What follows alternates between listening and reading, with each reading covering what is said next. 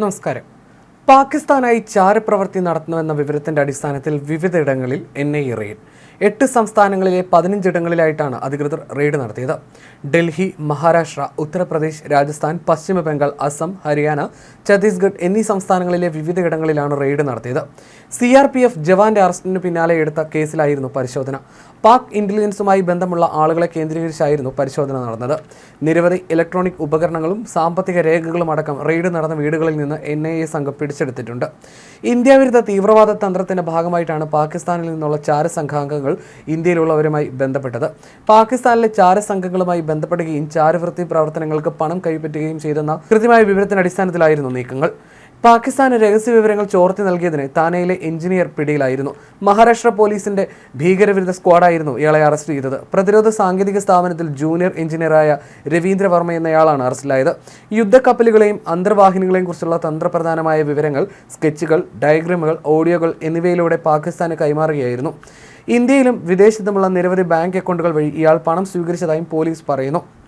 Facebook വഴി സ്ത്രീ എന്ന വ്യാജേനയാണ് പാക് ഏജന്റ് രവീന്ദ്രയെ പരിചയപ്പെട്ട് വിവരങ്ങൾ ശേഖരിച്ചത്. തന്റെ ജോലിയുടെ ഭാഗമായി ദക്ഷിണ മുംബൈയിലെ നേവൽ ഡോക്ക് യാർഡിലേക്ക് വരെ രവീന്ദ്രയ്ക്ക് പ്രവേശനമുണ്ടായിരുന്നു. അതിനാൽ യുദ്ധക്കപ്പലുകളുടെയും അന്തർവാഹിനികളുടെയും വിവരങ്ങൾ ഇയാൾ കൈമാറുകയായിരുന്നുവെന്നും 2024 മുതൽ രവീന്ദ്ര പാകിസ്ഥാന് വേണ്ടി ചാരപ്രവൃത്തി നടത്തുന്നതായും അന്വേഷണ ഉദ്യോഗസ്ഥർ പറഞ്ഞു. അതേസമയം 2023 മുതൽ പാകിസ്ഥാനുമായി തന്ത്രപ്രധാനമായ വിവരങ്ങൾ പങ്കുവച്ചിരുന്ന ഒരു പ്രതിയെ അറസ്റ്റ് ചെയ്തതിനെ തുടർന്ന് മെയ് 20 തീവ്രവാദ വിരുദ്ധ ഏജൻസി ഒരു കേസ് രജിസ്റ്റർ ചെയ്തിരുന്നു. ദേശീയ സുരക്ഷയുമായി ബന്ധപ്പെട്ട രഹസ്യ വിവരങ്ങൾ ചോർത്തുന്നതിനായി ഇന്ത്യയിൽ വിവിധ മാർഗങ്ങളിലൂടെ ഇയാൾക്ക് ഫണ്ട് ലഭിച്ചതായി ആരോപിക്കപ്പെടുന്നു.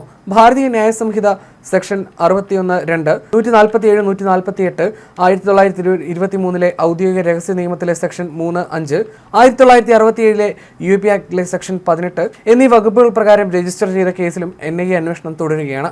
പഹൽഗാം ഭീകരാക്രമണത്തെ തുടർന്ന് സുരക്ഷാ ഏജൻസികൾ ചാരവൃത്തി വിരുദ്ധ പ്രവർത്തനങ്ങൾ ശക്തമാക്കിയിട്ടുണ്ട്.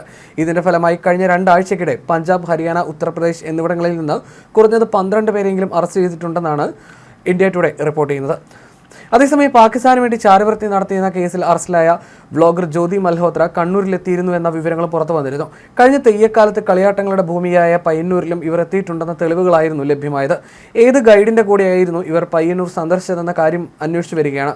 ഏഴിമല നാവിക അക്കാദമി ഉൾപ്പെടെയുള്ള ദക്ഷിണേന്ത്യയിലെ തന്ത്രപ്രധാന കേന്ദ്രങ്ങളിൽ ഒന്നാണ് പയ്യന്നൂർ. അതുകൊണ്ട് തന്നെ അതീവ ഗൗരവകരമായിട്ടാണ് കേന്ദ്ര രഹസ്യാന്വേഷണ വിഭാഗം ഈ കാര്യത്തെക്കുറിച്ചും അന്വേഷണം നടത്തുന്നത്.